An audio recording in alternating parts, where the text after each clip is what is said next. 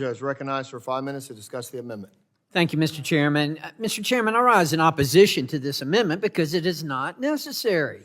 This is already being done. The gentleman here is proposing a solution where there's no problem at all because this is already being addressed. When the DEA issues a proposed rule to schedule a substance, the analysis from HHS and DEA is included already in the background materials available to the public in the Federal Register. I'm not sure the problem that this amendment aims to solve, because it's not a problem. It's already being done.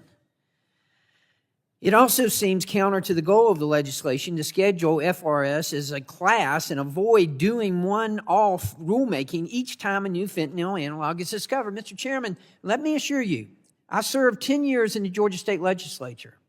And as a pharmacist on the Health and Human Services Committee in the legislature, we tried to do this with a lot of the analogs. And we were constantly, every year, having to update it because all they would do is just change it, just ever so minutely.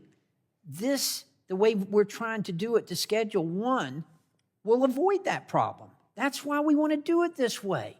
Otherwise, we are going to be coming back every year just like a cat chasing his tail, and we're never going to catch it. That's why I'm just baffled as to exactly what we're trying to resolve here, because it's already being resolved here. If you look in the language in subparagraph 1, says, in any case where the Secretary of HHS has completed a scientific and medical evaluation of a fentanyl-related substance and has returned a scheduling recommendation to the DEA to place or not to place the fentanyl-related substance on a schedule pursuant to Section 201B of the Controlled Substance Act. Right there.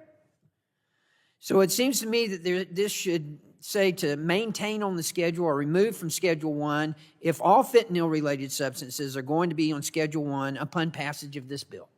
This amendment is unnecessary. It is a solution looking for a problem because there's not a problem here. Mr. Chairman, for these reasons, I oppose this amendment today, but I'm happy to work with the gentleman to try to address his concerns he may have on current transparency in the scheduling process, but I want to assure you there's not any problems in the scheduling process right now. Thank you, Mr. Chairman, and I'll yield back.